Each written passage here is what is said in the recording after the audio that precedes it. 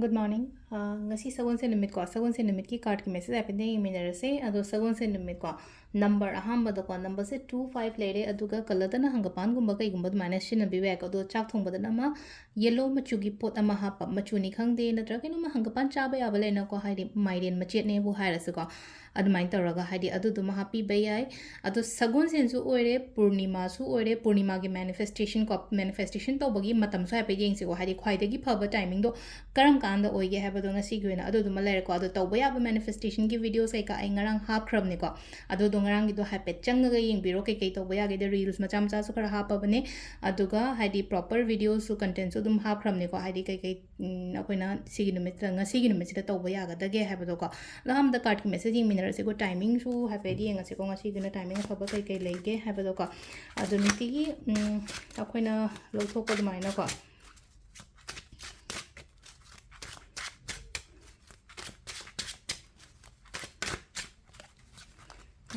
Sedagi 3 cards katang utho se ko haidi card number 1 aduga card number 2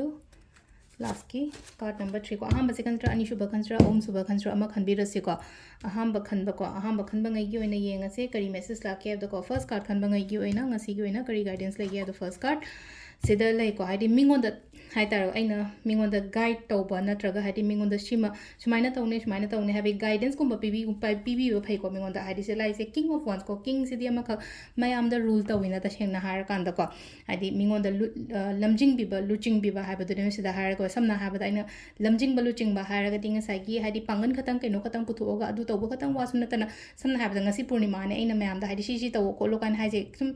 direction ama haidi engon da gi hen hai ba su lerangani khangbusu lerang taraga so eng ningjang biba natraga hari takpi ba harsne ko sain taraga mingonda directions pi ba khotpa dumai taraga dum ba oina oi ko aduna isha gi sungai ko aina mingonda sum takpi ba aina khangba aina haiba khotpa mayam do share to buda kai ba kemta leite ko ahambagi card ki message ko ani shuba sina kaino ma chat ke taw ke haina khalaga ma leire ready oira ga di lai ado hodri chatlo aina chat ke na khali ba do aingonda kana ba phangani ba hadi khandang khala pura properly ready ne khong se thangdu isra and maina khala khatang leba ko chalo taw ge na khan ba thaba pangtho khanjana lega no ko number 3 khan bangai gi na sidlai je kaino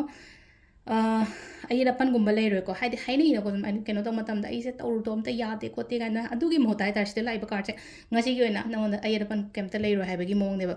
obstacle kemta lei roi nang chatori ba lambi oiro na traga nang da khudung cha gumba lao haina piri ba si sina khoi gi card ki message lei ko timing so happy yenga se ko timing se manifestation to by timing ko haidi si matam se to bi gera ko pi gera ko nungdang waram kher kat pa khot pa sugumba mayam se ko ado sida ayuki